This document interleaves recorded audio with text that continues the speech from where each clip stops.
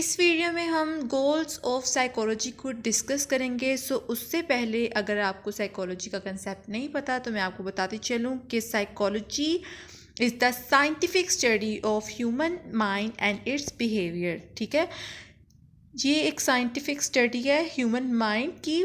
अब इसमें mind mean mental process, वो सब चीज़ें जो हमारी माइंड में चल रही होती हैं, हमारी परसेप्शंस, हमारी थिंकिंग, ये सब हमारे मेंटल प्रोसेस में इंक्लूड होती हैं। और फिर नेक्स्ट है यहाँ पे बिहेवियर की बात की जाए तो ह्यूमन बिहेवियर मींस हमारा लोगों के साथ, हमारा सोसाइटी के साथ कैसा इंटरेक्शन है, उनके साथ कैसा बिहेवियर है, वो सब इसमें आ जाता है। ठीक है, ये था साइकोलॉजी का कॉन्सेप्ट। अब हम इसके 4 गोल की तरफ चलते हैं। गोल्स ऑफ साइकोलॉजी, जो इसके 4 मेन गोल्स हैं वो हैं to describe, to explain, to predict, to change. अब फर्स्ट वन है टू डिस्क्राइब। अब इसमें यह है कि किसी भी शख्स के मेंटल प्रोसेस को या उसके बिहेवियर को डिस्क्राइब करेंगे हम।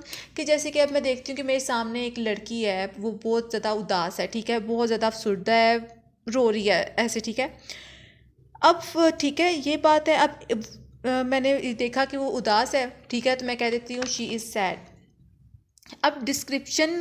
अब मैंने डिस्क्राइब तो कर दिया ना कि ये वो लड़की सैड है।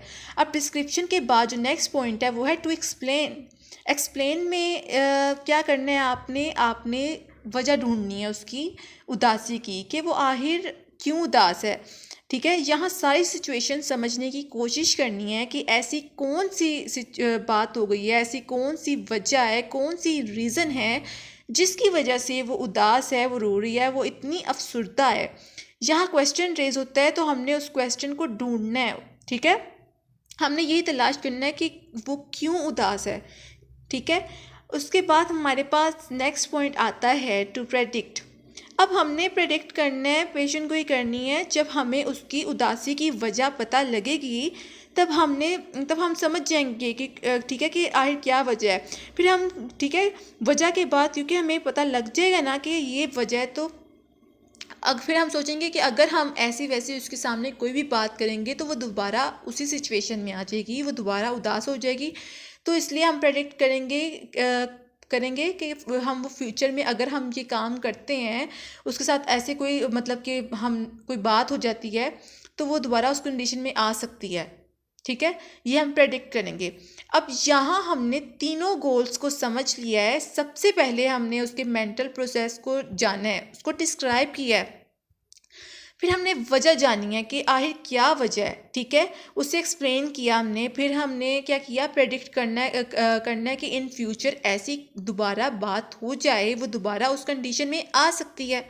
लास्ट गोल जो है ना, वो सबसे इम्पॉर्टेंट गोल है साइकोलॉजी का, वो है टू चेंज द बिहेवियर और मेंटल प्रोसेस। अब क्या है कि हमने सारी बातों में पता लग गई है ना, अब हमारा क्या काम बनता है। साइकोलॉजिस्ट का काम ही यही होता है कि जो है ना, बंदे की सिचुएशन को चेंज करना, वो नेगेटिव की तरफ ना जाए। अगर वो नेगेटिविटी की तरफ है तो उसे पॉजिटिविटी की तरफ लेकर आए। क्योंकि आप देखा जाए तो आजकल बहुत से लोग जो है ना वो डिप्रेशन का शिकार हैं। ठीक है, तो हमारा क्या काम बनता है कि हम उसकी सिचुएशन को